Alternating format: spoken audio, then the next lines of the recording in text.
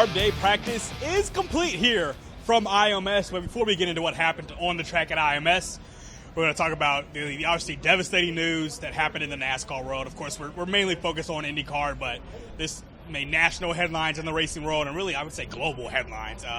The stunning passing and death of Kyle Busch that happened just yesterday evening. Came out of nowhere. Still don't know the exact reason why, but we know he fell ill due to some sort of illness, and he passed away. Of course, being here at the Indy 500, there are several drivers who have had the chance to interact with Kyle Busch throughout the years, and after today's practice. We talked to two of them who have been affected by him in different ways. Kyle Kirkwood met him as a child, and Catherine Legg got to know him over the last few years in NASCAR. It would have been my second race that I think I ever went to, and it was a NASCAR race. My first race I ever went to, I think it was 2004. It was the Coke 400 Daytona. My second race was Texas Motor Speedway. I think it was 2006, maybe, and that was where I got the signature from him. And yeah, that was the first professional racer that I think I met from all forms of motorsports, right? And I remember I got that signature, and for many years, and still to this day, I still have that hat. I still have it with my trophies at my house. But I remember that moment, like, kind of really turned me on to racing, and I thought it was one of those moments like I'm never going to wash my hand again, you know, like. And I think I was probably 7 years old or something like that, and I fell in love with motorsports kind of after that, and then meeting a few other guys and falling in love with IndyCar. But that was like one of the first moments that I got around professional motorsports, or professional cars, I should say. And yeah, he in a way he turned me on to motor racing and wanting to move forward from karting. I am devastated for Sam and the kids. He and Samantha were two of the nicest drivers to me, welcoming me to the series. A lot of the drivers don't even say hi, but they took the time to get to know me and give me some help and advice, and I would class them as friends now. And so it's desperately sad. It's also one of those things where you try not to think about it or let it in, because you got so much to do that you can't let yourself get emotional. But honestly, racing has lost one of the greatest drivers, in my opinion, of all time. If you look back at the history and just, he was a legend, and I think there's a lot of shock regarding it because he was so young and so healthy, and so it's almost unbelievable, right? Like, it just bangs home the fact that life is so unfair. At IndyCar, our condolences go out to Kyle Busch and his family here on Pit Pass Live. Once again, just devastating to hear.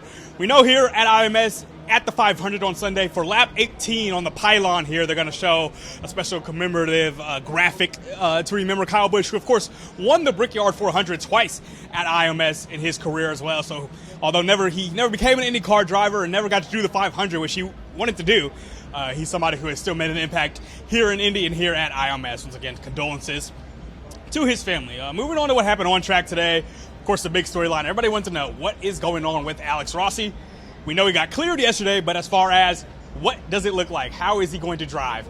Rossi got in 48 laps, which was the second least of anybody on track. That's something that slightly concerns me. I don't know how much of a big deal it'll be, but I'm curious to see if he can get 200 in on Sunday. But I got a quick minute to catch up with him and a few others after things ended in practice today.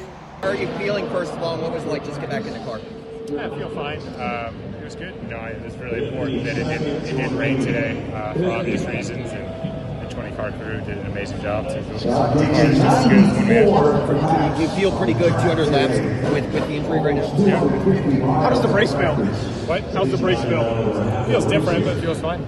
Is it comfortable? Is it uncomfortable? Like, great, are you man. all right with Good it? to go. Yeah. Just the excitement, obviously, 2 days away from a 500. What's that like as a driver year after year? Yeah, man, it never gets old. This place is magical. So many different reasons, and if we can do something pretty cool on Sunday, it'll be one hell of a story.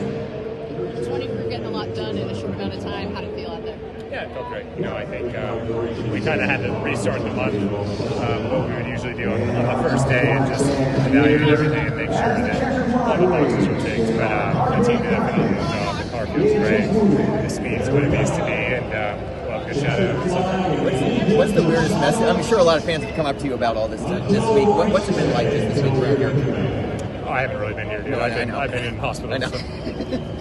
I know this race is different where you don't want to do a lot of lifting and braking, but have you thought at all ahead to next week if that's something you'll be able to do at Detroit? I'm racing, dude. Awesome. Thanks. Yeah, let's go. So again, want to see if Rossi can hold up. He will be racing in Detroit next week, which is a good sign, but I want to see how he holds up for this, huge endurance race. I also got to talk to Pato O'Ward a little bit, and he just talked about his car. He said, look, over the next 2 days, we do need to change a bit of everything. He got in the car. He didn't feel that it felt bad, but Pato did talk about just having to make sure everything was right with that backup car going into Sunday's race. For Sunday's race, if you look at the leaderboard today, P1 and P2, two guys that aren't necessarily starting near the front of the pack, Joseph Newgarden in P1, Christian Rasmussen in P2, and I think those are two drivers to watch on Sunday because of what they can do on ovals, how easily they make passes. We saw it with Joseph Newgarden last year in this race. We saw it with Christian Rasmussen on some short ovals between Milwaukee last year and even earlier this year in Phoenix. Those two guys are kind of going to be, I don't want to use the word reckless, but I'll say it. They're going to be somewhat reckless at the very least come Sunday when trying to make those passes. It'll be about can they be smart with those passes, find them at the right time, and just knowing when and when not to make those passes. But I would expect both of them to really have a real shot to get toward the front pretty early on Sunday and maybe win this race. So that'd be something for both of them. Of course, with Newgarden, it would be his third in 4 years. With Rasmussen, it would be his first Indy 500 and only second win in his IndyCar career. So I'm excited for that. Pit Pass Live, the full live show on Sunday, 8 to 10 a.m. will be over there in Gasoline Alley on the IndyStar YouTube page, IndyStar.com, and the IndyStar Facebook page. Got some good guests. Of course, Doug Bowles will be on. We'll talk to Mike Shank as well. We'll get Santino Ferrucci and Kyle Collette together from that AJ Foyt racing team, and Tony Kanaan, of course, now the team principal at Arrow McLaren, will join us on Pit Pass Live. It'll be me and Nathan Brown hosting throughout the way, with some other IndyStar guests as well, hopefully being there too. So please tune in. It'll be a good time. Last thing to hit on is the weather. We're all kind of concerned about what it'll look like, depending on when you look, where you look, and who you ask. It's coming in the middle of the race at like 2 o'clock. Some people think it could come pre-race and how that'll affect things. We saw that last year with the delay last year as everybody was just kind of sitting and waiting for those sprinkles to end that we saw last year. But I think there is a somewhat decent chance that for the third year in a row, this race is at least slightly delayed. Obviously, the 4-hour delay was the big one 2 years ago. But I think there's a chance that we don't get that 12:45 green flag that we're hoping for. Obviously, I'm hoping for a 12:45 green flag. I think everybody wants everything to go smoothly and on time. But for sure, something to watch out for if you're coming to IMS on Sunday. Bring your umbrellas, bring your ponchos, just in case. But once again, live show, 8 to 10 a.m. on Sunday on Pit Pass Live. Tune in, and thanks for watching all throughout the month of May.